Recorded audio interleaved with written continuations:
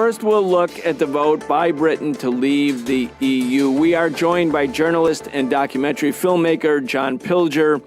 John Pilger just wrote an article, Why the British Said No to Europe. Welcome back, John Pilger. Thank you. Good to be back. While many who would place themselves on the liberal left identify with the so-called European project, you refer to this as an effort to install, and this is from your article, Why the British Said No to Europe. I'm quoting now from your article, to install a permanent capitalist theocracy that ensures a two-thirds society with the majority divided and indebted, managed by a corporate class and a permanent working poor. Those are powerful words. How are these policies embedded in the European Union? Well, that's my definition of neoliberalism, and I think we both know on both sides of the Atlantic what that is.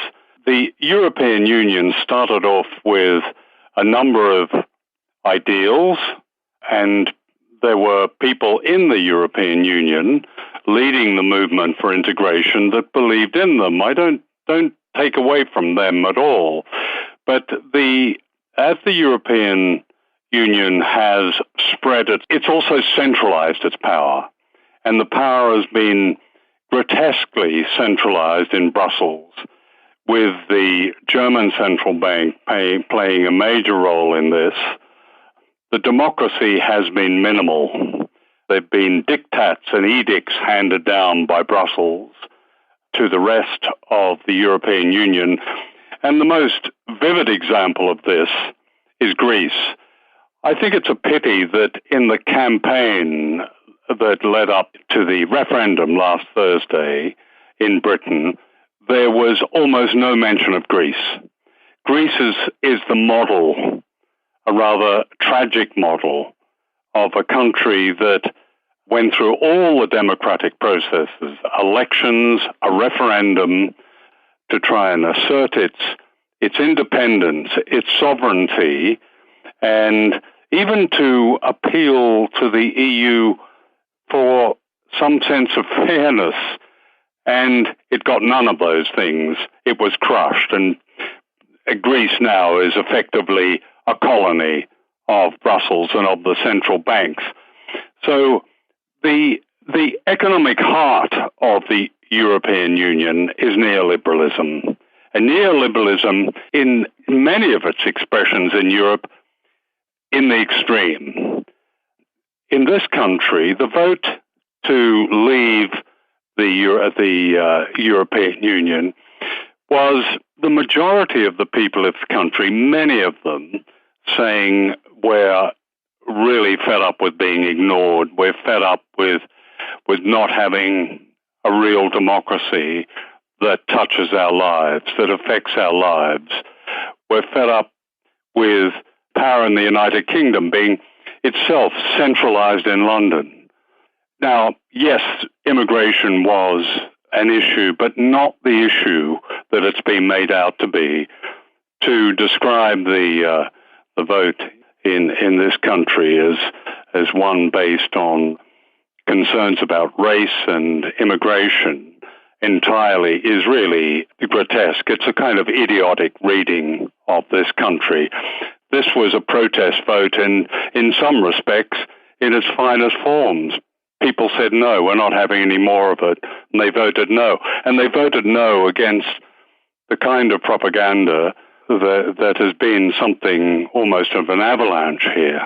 Right. We're talking with John Pilger, filmmaker, very prolific filmmaker and journalist.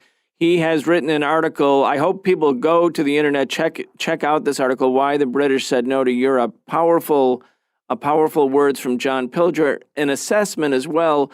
John, I want to read again a little bit from your article for our listeners and then let you comment on it. It's along the lines of what you've just said, but I want to read it anyway.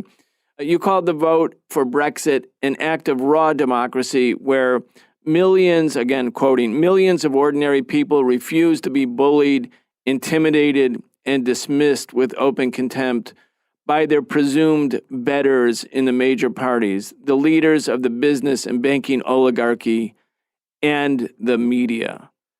I mean, an act of raw democracy. In the United States, in the corporate-owned media, it's considered a terrible thing that's happened, the vote.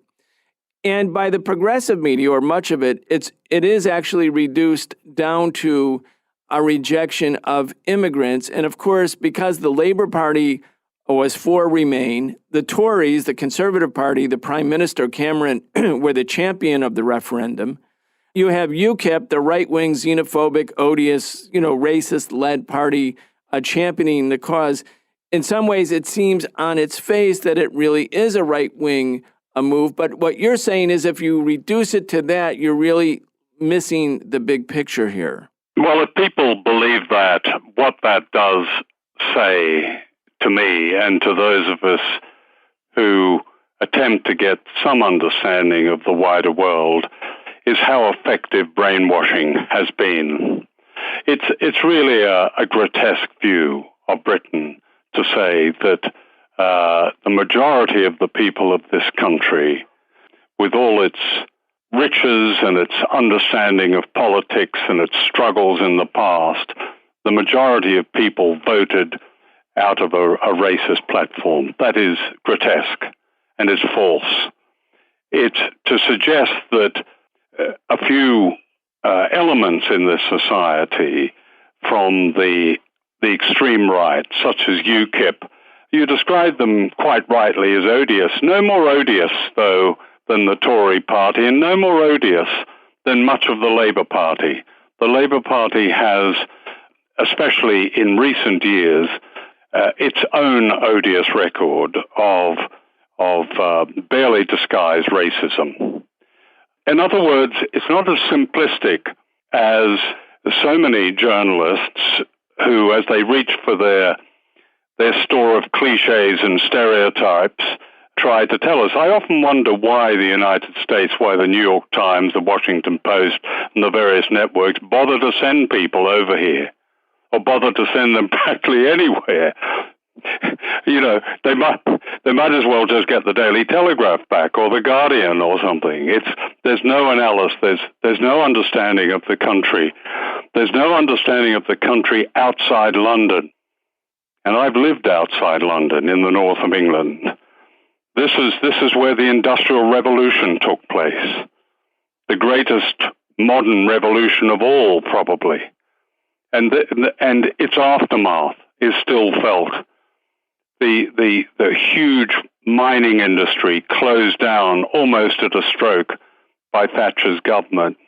And the aftermath of that, the need for a modest prosperity, and that's all people ask for in this country, and the need for a modest prosperity has been met in pockets, and some of the pockets are indeed very rich. But much of the country, particularly in the north of England, has been left out and has been denied this. And these are people using their vote. And it is, when I described it as raw democracy, this is not a vote with gatekeepers or filtered through a parliamentary system. You vote for various politicians in their parliamentary seats. It's a yes or no vote. And it was a yes or no vote with the propaganda running one way and with the kind of caricatures that you've just described as understood in the United States. I would think those with any kind of progressive understanding of the world or believe they had a progressive understanding of the world should go back and examine their own beliefs and their own understanding of the world if that's how they really think about Britain.